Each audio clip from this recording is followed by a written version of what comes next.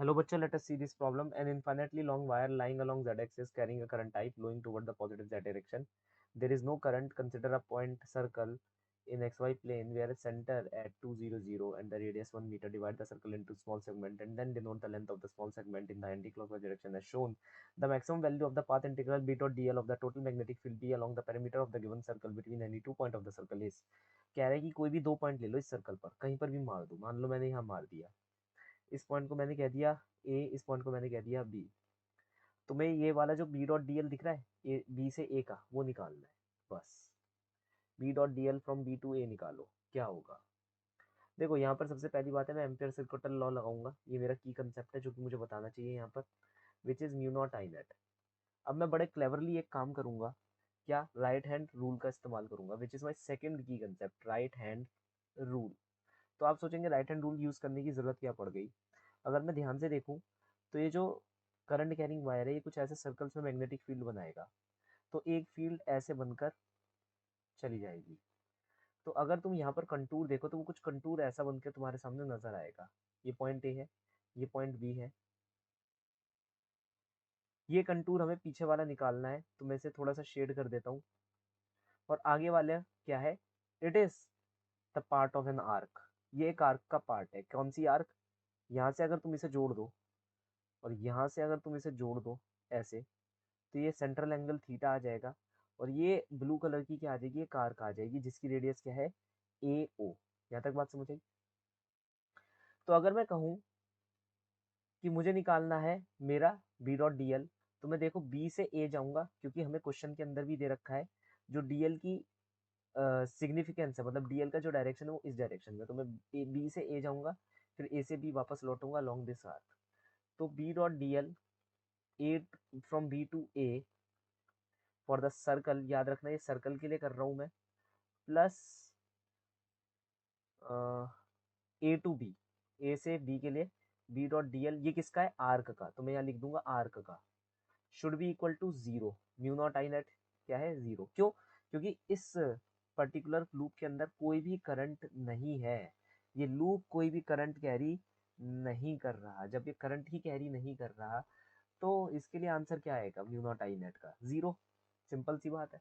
तो मैं कहूँगा ये जो आंसर है, जो इंटेंडेड आंसर हमें चाहिए, मैं से नाम देता हूँ आई. आई मतलब integral should be equal to negative of A से B B dot D L. ये डॉट प्रोडक्ट है, याद रखना, भूल मत जाना. डॉट प्रोडक्ट का मतलब डॉट प्रोडक्ट होता है, ठीक है. दैट इज यहाँ कॉस थीटा आएगा, तो ये हो जाएगा from A to B B D L cosine of angle theta. मगर ये आर्क के लिए है, ये आर्क के लिए है.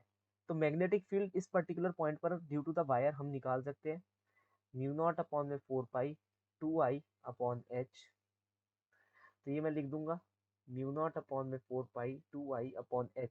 कितनी दूरी पर है, ये रेडियस है, तो ये भी रेडियस आर ही रहेगी, तो मैं ओ ए लिख देता हूँ, ओ ए. अब डीएल, डीएल क्या है, इस आर्क की लेंथ. आर्क लेंथ हम कैसे निकालते हैं, R into theta, radius into theta. Radius कितनी है, O A, angle theta. Cos angle, cosine of angle. ध्यान से देखो, तुम्हारी मैग्नेटिक फील्ड इस डायरेक्शन में है और तुम्हारे को जो इंटीग्रेट करना है वो इस डायरेक्शन में करना है. ये आपस में एंटी पैरेलल है. तुम इस डायरेक्शन में प्रोसीड कर रहे हो, इस डायरेक्शन में मैग्नेटिक फील्ड है, बोथ आर एट 180 डिग्री.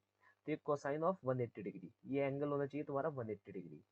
ये एंगल थीटा सेंट्रल एंगल है, और ये एंगल बी और डीएल के बीच का एंगल है, तो ये आ जाएगा -1. और ये वाला -1 बाहर वाले -1 से मल्टीप्लाई हो जाएगा, तो आंसर +1 आ जाएगा. ओ ए से ओ ए काट दूंगा मैं, जरूरत नहीं है.